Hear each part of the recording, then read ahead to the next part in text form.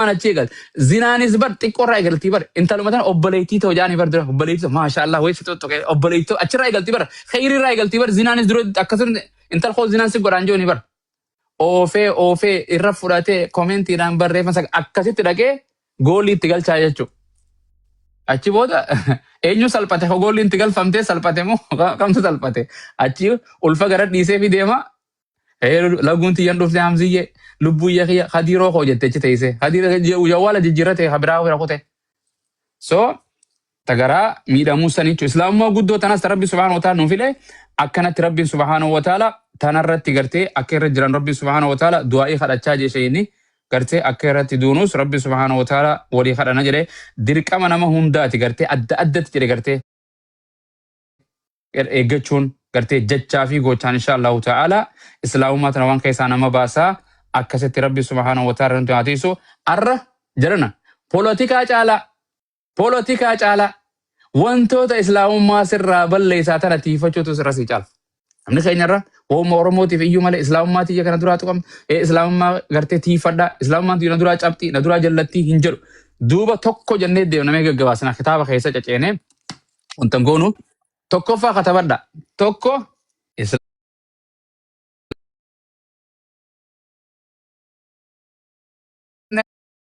shahaada qabsiifna jennee iyyinu tokkoffaan gabbariinsa yookaan ibaadaa rabbii keessatti waahila isaa godhu hiriyyaa rabbiif godhu jaan gabbariinsa gabbartii rabbii tokkicha keessatti amma abiyyi biratti Jawaar muummee ministeeraati yottee bar waan hin fudhatamne rabbi cinaa fiddee abbaa mana kanaa cinatti gartee kan mana kana bane hadiiroodhaas hamzaadhaas jechuun maquul maraatummaadha kun malee hin jedhamu majnuunis hin jedhan san so gartee tokko jechuun gabbariinsa ibaadaa gabbartii rabbii gartee keessatti gartee rabbii keessatti waahila jechuun qindii jaalallee waa isa cinaa godhanii gabbaruu jechuudha. Fakkeenyaaf gartee hiriyyaa rabbiif godhuu waan biraa yaammachuu isinii galtii miti waan biraa rabbii yaa sheekh aboo hamzaa cinatti rabbi jira aboo hamzaa akkana jechuun beeka waan normaali hamzaa nagar gaarii jechuu kanaa miti waan godhaa akhiratti hamzaan jechuudha warraa barbaadu karaa hamzaatiin maletti gartee gabbartiin jechuun fudhamtu jechuudha aboo nagar gaarii hamzaa rabbii jechuu miti bar aboo hamzaa rabbi sodaadhu rabbi hamzaa iyyuu kanatti waan tanaa miti jiran aboo nu gargaara Oromoo ta'u ani niin du'aa hamzaa nan gargaara jechuun kanaa miti gartee aboo rabbi na gargaara sababa gartee rabbi gadi akka harka keetii irratti baraaramu sirraan rabbii keenyaa godhu waan kana jechuudha addaa baafachuu jechuu gartee yaani gartee gabbariinsa haqaa godhatu Allah isuma qofa gartee rabbi qofaatu gabbarama jedhanii isa qofa gabbaru yoo qaama biraa akkasumatti cinaa fiddu taate islaamummaa keessa hin jirtu namni gartee isii tana dhiisee rabbii tokkicha kana dhiisee waan biraa gabbare muka taatus jedhebbo yoo muka taatus jinnii taatus nama ta'us waan biraa ta'us islaamummaa keessaa bahe jedhebbo yellam qabriifaa gabbaru warra barbaada bar qabrii waan nugooti jedhee dhaqu walii gallee so kanaaf gartee waan kana gartee kana tiifachuu jechuudha gartee namni islaamummaa keessaa bee duuba maal ta'a jedhe gartee waa afurtu irratti argama jedhe namni eega islaamummaa keessaa bahee waa afurtu isa mudata tokko maali rabbiin isaaf hin araaramu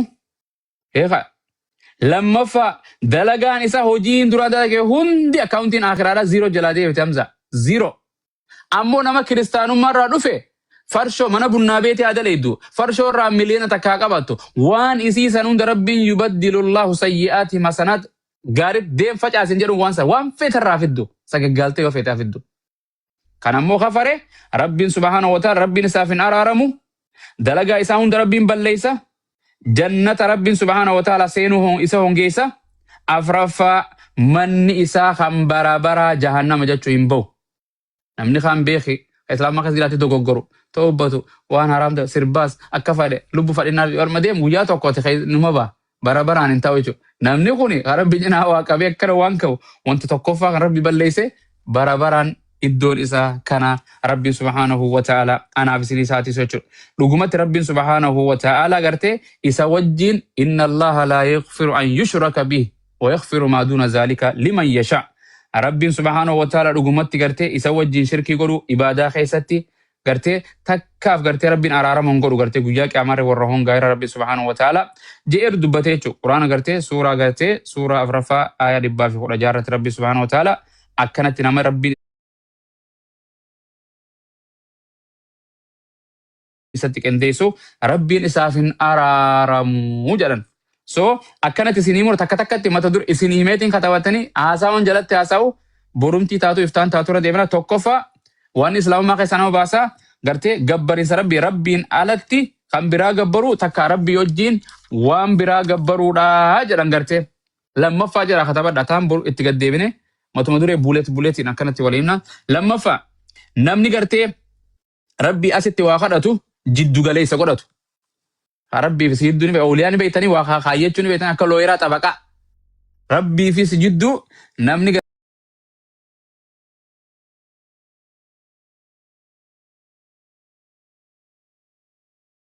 imaama taatus waa irratti hirkatee kan godhatu taate rabbiin gartee isaaf hin araaramu namni kun inni kafaraa jechuudha. Sifi rabbi jidduu waa kaayyachuu jechuudha. Kuma feetetti. Isa kanita sheekha malee rabbiin naan qeebalu jechuudha. Sheekha du'aa hin ta'ini qeebalamtii oolute malee qalbiin tantee isarra rarraate. Siif rabbiin si dhagaya. Maala soita rabbiin si dhagaya rabbiin jinnii fi insi hunda dhagaya hamza. Rabbiin si dhagaya. Biyya jirru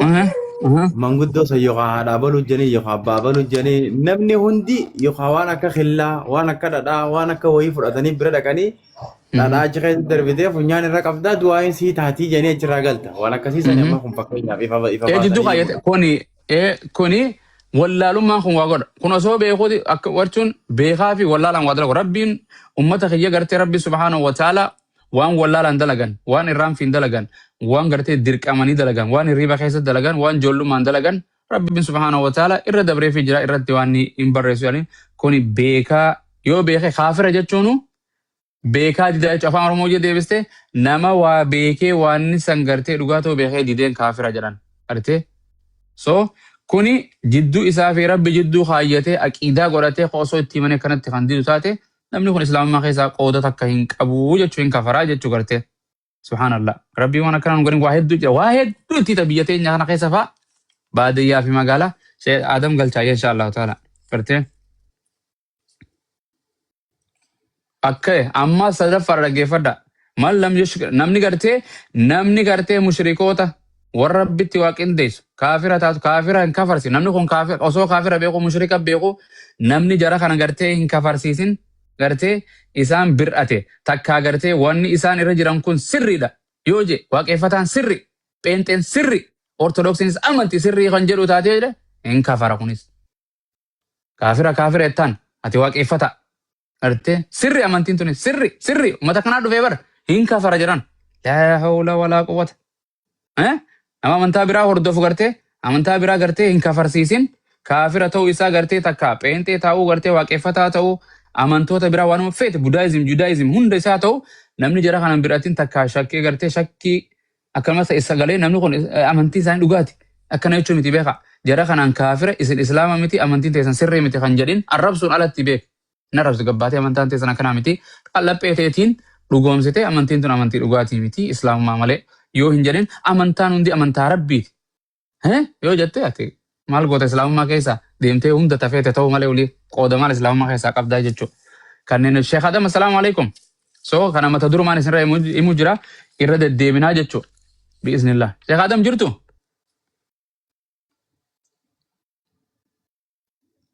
Okay ayyee. Lammaffaadhaa miti isiin sadaffaadhaa gartee qajeelloo Nabi Muhammad sallallahu alaihi wasallam gartee waan Nabi Muhammad sit dhufeen keessa gartee tanarraa gartee qajeelluma biraatu takka gartee murtii gartee seera faranjiidhaatu dimokiraasiidhaatu irra sirriidha namni jedhees kaafare. Hadiisa Nabi Muhammad irra murtee Nabi Muhammad irra islaamummaa tanarra gartee hin kafaraa jechuudha. Fakkeenya namni islaamummaa tana malee karaa Nabi Muhammad garteen dhufeen kana malee karaa biraatu irra caalaa irra filatamaadha irra bareedaadha gartee irra guutuudha namni jee. Qalbii isaa keessatti gartee waan akkanaa jechaa fi akka irraa mul'atte namni kun gartee millaan isaa gartee milluma kaafiraati jechuudha takka hin qabu. Takka hin qabu. Wamaa ataakum rasuulu fakhuduu waan rasuulis hin dhufeen murtii rasuulaatis ajaja rasuulaatis Rasuulli bar waan inni murteessee fi akka rabbiin murteessee takkuma. Waliigalee kanarraa waan akkasii kan jedhe kanaaf raffaa kunis gartee amantaa feetu pheenxeetaa feetu waaqeffataa feetu ortodoksii haa ta'u deeme. Onis keessaa maqaa keenyaas Islaam Muhammadiif amma jedhee taa'u hin jirtu. Karaan diidaan daaqoos haa ta'u jedhaniin gaafa gartee deebite si islaameessinaa jedhanii gartee. Inni shanaffaadhaan waan ergamaan rabbi salawaatu rabbi wal fakkaatti waan ergamaan rabbi salawaatu rabbi wasalaamu alayhi nutti hin dhufe keessaa namni waan takka jibbe kafare. Allahu akbar. Sini galaami boo waan takka jibbe. Amma fakkeenyaaf namni maama quraanaan dhufeemi quraanni dubartii afurfaa fuudha yoo dandeessan akkana jedhaa miti wohuma tana jibbee kun hin taane waan kun seerri akkana jedhe tuni maal asii nu gooti faaxeen teenya sumeeyyaan faa maal asii godhanu deemu malee dhageessanii miti fadha keetii fi fadha rabbii walitti ni den waan rabbiin fadheetu caala gartee rabbiin amma fakkeenyaaf okay gaafa yeroo aadam jiru sanitti ilmaan aadamtu wal fuudha. Hedduu takkaan qabajee obboleetti yoo hin fuudha obboleessa bareedaan qabattee itti heerumti hin heerumtu eenyu si dhorke rabbi eenyu abbaa keetitti heerumu si dhorke rabbi eega fadha kee taate afur dhiirti fuudhu didde abbaa kee heerumi gaggus fadhaa miti eegas taate abbaa kiyyaa bareedaadha isumaan dhalee faranji naggatee abbuma kiyyaa qooda qaba intalatti anumaa itti ana jettii bar faranji namoo akkana dalaguu jirtii bar na'uuzu billaa soo kanaaf waan nabi Muhammad sallallahu alaihi wasallam setti dhufeen jira keenya ummata keenya waan takkeetti masaanuu tana mataan dhukkubuu jira beeka sooshaal miidiyaarra wal fiddi jedhan. Inna lillahi. Aboo ati hojjira fuudhee maa intala algaarra na hojjira fi jettee sin gargaarre. Duuba amma bakka kana gaafii duuba shamarreen dilli akkana masaanuu balaaleeffatuun duuba kan ta'u. Nuti himu jira kaa yoon amma hamzaatan intala tana akkana jedhee murtii itti kan akkasii miti waan kitaabaan himu jira warra. Ijoollee shaadaa qabsiisu qabna gaara dachaalee warra masaanuu jibbu. Garee shaadaa bira dhuftu jibbu miti intaanee fudhachuu didura gartee osoo gartee itti gartee dalagellee islaama keessa jiraatee jedhan. Salaata hajji godha osoo itti dalagelle waan gartee takka islaamummaarra waan nabi Muhammad sittiin dhufe irraa takka jibbitee diddee fakkeenyaaf namni shari'aan rasuulii dhufeen tun illee gartee hadiisa ta'uu qura'aana ta'uu gartee jecha ulamaa islaamaa ta'uu gartee waan islaamummaan dhufteen kanarraa waanuma takka gartee haa taatu kan jibbe yoo ta'e islaamummaa keessaa ziiroodha jedhan abbo Allahu akbar fakkeenyaaf shari'aan islaamaa tun gartee jecha gartee gartee jecha irruu qabdii islaamummaan tun guutuu miti gartee dimokiraasiin akkana wooma adda gartee itti lakkaa egaa ammas keessa jaartii lammaffaa fuudhaa jetti mirga maarree mirga dubartiin eeti wooma itti fufe kana boruu isin itti dhufa kana jalatti guyyaa tokko haasa'uu dandeenya beektaa so kanaaf mootummaa keessaa siseentu waan islaamummaa keessaa nama baasa gartee isiin shanaffaadha waan nabi Muhammad sallallahu alaihi wasallam namatti hin dhufe takkuma yoo jibbite. Maal gootaati jedhanii nabiyyiin titisafaa tokkorra goblaa isaa tokkorra summii jira tokkorra dawaa jira jaa eenyu diskavar godhe kana saayinsiisamtuu jedhe maali yoo saayinsiisamtuu jedhe kana siin jedhaa eenyu diskavar maaltu agaree dubartiin maal taati maal waa isin guyyaa boruun isin haasaa odhiise amma taboru mataan isaan dhukkubu hunda inshaallahu taala hundi agayyaatu qalama fitattee dhufti waliigallee amma gartee sooshaal miidiyaa gartee tanumaatu gartee islaamummaa waan masira jirtan irra nu caalaa ufaa namni oo deema quraana keessan sooshaal miidiyaatii irra naa caala amane sooshaal miidiyaa sana bu'aa irra naa qaba gartee wantoota adda addaa kan rabbiin subhaanahu wa ta'ala dubbate gartee quraana keessatti namni dide gartee aayaa rabbii ragaalee rabbii gartee barumsa gartee mallattoolee waahyi rabbiin subhaanahu wa ta'ala fakkeenya qiyaamaadhaa waan adda addaa waan nabiin Muhammad hadiisaas quraana keessatti hime waan akkanaa tana namni gartee dura dhaabbatee qishnaa itti godhe qishnaa isiniif galte qishnu madiinaa kanatti godhuun waliigalee nabi Muhammad islaamummaatti hudduu samitti qaqqabanii maal godhu akkana maal siin jedhaa dadhabne salaatu kun duraanuu kaafira kun akkas kun kaafira bee islaamummaa keessa taa'ee osoo salaatu namni qishnuma wayii maa rabbiin maal bookee tana maa rabbiin akkana jedha bar hedduu jedhanii bar. Rabbi waan hedduu amma faa deemaa jira bara kana asirra gartee warra quraana malee fudhannu jedhee deemu jiru waan akkanaa jiraa jira rabbiin suuraa Tawbaa keessatti dubbatee waa hedduu dubbatee jechuudha. Isiin torbaffaadha. Kan islaamummaa keessaa nama baasa. Namni falfala yookaan raayiduu seerii godhu kuni daaqoonuma kun atakka islaamummaa keessaa qoodamtuu qabu. Daaqoon eenyu Ahmad jettaan jechuudha. Sheekh Ahmad irra daaqoon Ahmad. Akkasii jechuudha. Falfala hin beektanii miti. Dalagaa takka gartee takka jaallatee gartee falfala godhu. Gartee kafare. Maaliif jennaan gartee wanni ilmii ghaybaa waan fagoo sitti himti bar. Khillee faa fidaniiti si garsanii nama dukkaana keessaa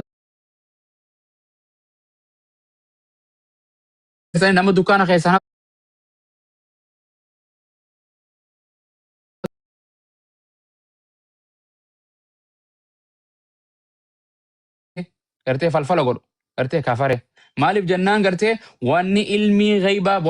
waan fagoo sitti himtii bar khillee faa fidaniiti si garsanii nama dukkaana keessaa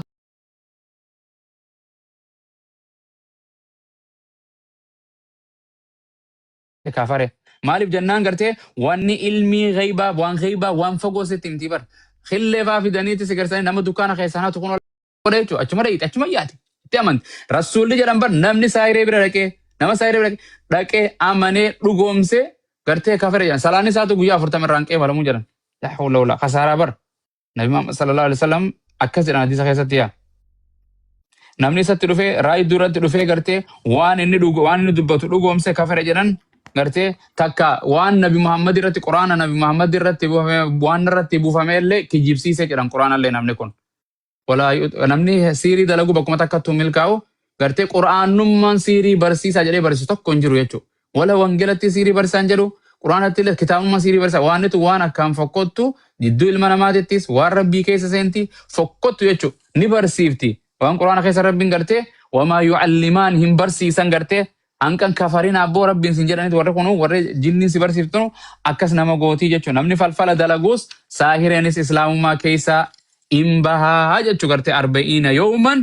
kama qaala rasuulullaahi sallallahu alaihi wasallam saahireen gartee garuu malaayikoonillee gartee ghaybaa takka hin beeytu jechuu takkaan isii gartee hin beeytu rabbiin subhaanahu wa ta'ala suuraa 212 irratti dubbate gartee malaayikoota lamaan gartee warra gartee rabbiin dubbate quraana keessa sanis inshaallahu ta'ala إن الله عنده علم الساعة وينزل الغيث ويعلم ما في الأرحام وما تدري نفس ماذا تكذب غدا وان غيبراتنا ربي سبحانه وتعالى إسام عليه نمني به بودر غافة تنجرنا شيخ آدم سلفاني كان جتشو إني برا غرتي وان إسلام ما كيسانو باسو نمني غرتي مشركوتا تأي مشركو غرتي مسلم رتي غرتي إسان غرغاري لنين كفرة نمني غرتي إسلام غرتي فالليسي غري تاني جيتي غري تاني رتي دولي نم إسلام رتي gartee kan duule gartee murna gartee tuuta islaamaa kanarratti kan duulu taate islaama irratti gartee kan duulu taate islaamuma keessaas inni sin baajee shayni kaaye waan hedduu achira suuratul maa'idaa fi kan hundi inshaallahu ta'ala suuta raasona ummarra isinii deemu jira tuuta murna takka karaa rabbii keessa duultu gartee takka gartee garee shahaadaatu maan taane garee daawaa ulamaa biyyaa taane kana keessatti galtee tanaan kijibaan irratti areete rukuttu gara san taate ati jara san keessa waan jiru miti takka qabsoo diina islaamaa warra karaa rabbii keessa loluu fi warra karaa shayxaana keessa lolu gara kanaa hojjetaate garee tanarratti yoo duulte waliin ajjeechaa san gaggeessite ati warra gartee amantii islaamaa keessa bahetti lakkaawamta jedhan inshaallah rabbiin subhaanahu wa ta'ala nu haa tiisu inni saglaffaadhaa gartee amantii nabi Muhammad irraa gartee namni gartee yaani gartee namni amantii nabi Muhammad irraa gariin gartee namaatiif gartee ta'uun garii maal jettaniin gartee hadiisa isaarraayis fakkeenyaaf amantii islaamaa ala yooniin bahee gartee amantii islaamaatiin ala yooniin bahee hadiisaan ala quraan alaas yoon jiraadde shari'aa islaamaa gartee tanaa turra naa gaariidha jedhes jechaan gartee namni yaadelleen ni kafara jedhan islaamummaa tanarraa hadiisaarraa gartee seera namaa baase kanaatu irra naa caalaa dimokiraasii taatus gartee mirga namaa gartee hadiisarraa quraana irra mirga namaa dimokiraasii faranjii turre eega namni jedheen kafarabbo walii galleen dhageessanii miti namni gartee faranjii jedha amma faranjii hoo biyya faranjii jiraata hoo faranjii rabbiin akkana mirga rabbiin gartee ilma namaa kana mirga inni kanne osoo quban qabne dhiisee gartee amantii islaamaatiin alatti yooniin bahe jedhe gartee yooniin kan boote gartee karaa gartaa khayriin hin argadhaa yookaan jeeta karaa khayrii amantii islaamaatiin alatti waan naa caaltu kan yaadu yoo ta'e shari'aa islaamaa keessaa bahe jedhan gartee rabbi subhaanahu wa ta'ala nu haa tiisu namni amantii islaamaa keessa jiraachuu qaba suuraa gartee yaani rabbi subhaanahu wa ta'ala suuraa Aali Imraan aayaa 385 irratti rabbi subhaanahu wa ta'ala dubbatee jira kana gartee alii galee alii siyaa galchanii kanaaf gartee dimokiraasii fi islaamummaan waan walitti dhuftuun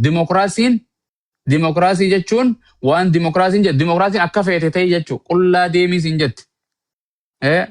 qoomii lutta'ii siin jette dhiiraa fi dubartiin wal fuutu mirga haadhaaf ebbaa akka feete wal godha waan kana jetti jechuudha farshoo dhugi waan kana jetti jechuudha tanarra caala amantaan feete namummaanuu waan kanan deeggaruu jechuudha gartee mootummaan bu'aa irraa ergataaf dimokiraasiin qaama tokkoof yoomiyyuu qaama tokko dimokiraasii jala lafa kaa'ee mirga amantii islaamaatiin alatti dimokiraasiin nama kana hunda biyya faranjii jirraa miti ka wal eeydu hin jirtu gartee biyya tanatti nama asit dhalate malee mootummaa gartee muummee ministeera guddaa pirezidaantiin taatu waan achi gadi ni taata.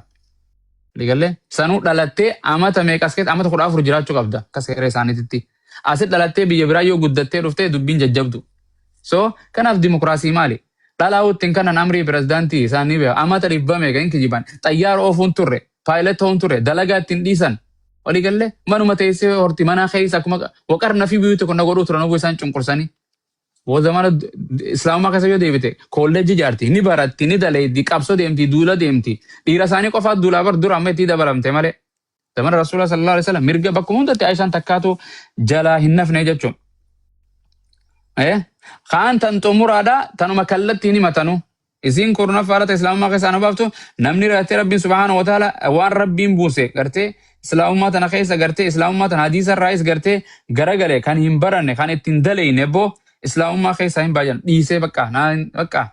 seera kan hunduraa dhiisaa gartee islaamummaa ittis hin baratu ittis hin dalagu waan itti himan bakka hin fudhatu akka fadhee jiraata jechuun fakkeenya amantii islaamaa gadi dhiisuun haa ta'u gartee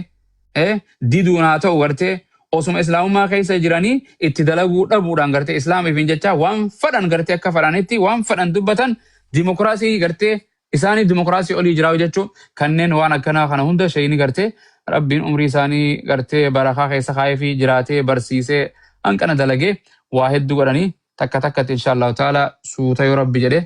shayini isinii itti dabala sheekh Adamii ta'an gartee isii jalatti ragaa wajjin quraana irraayis hadiisa irraayis akkasii waliin deemne bareedduudhaan marra cacee salaata zuuriitiin adabre wabillahi tawfiq subhaanallah. Sheekh Adam assalaamu alaikum. السلام ورحمة الله وبركاته أستاذنا الجليل. Jirtu eessa baddan? خيسان Alhamdulillah. انجر أستاذك يان بنا كم يكتنا قبضو Adda bannee gama ni dhabame tokko manni tokko guddaan. سننقر سينو ليفتن يرو الدو معي كان ماركسين سننقر قسم بولوان هندي خيسان كثير الليل ما شاء الله الرحمن نمنا توحيد هاته دران الله من يكو مجان كوني دودين كيسي فدا كيسا دوغا فان بول قد ديكو سمما بعد ديم ساني فيديو لي ورابي مسكين انا ماتي نمنا قادي حمزة كان ما شاء الله نما بيكا كرو يوتنا سير الدين كيسي فدا غافن نبو اما jette manni hargaan wayan kamne gote madu be jetta dama kan andem tan jede hundum man kesanu jira da umre no irada ustaz jazakum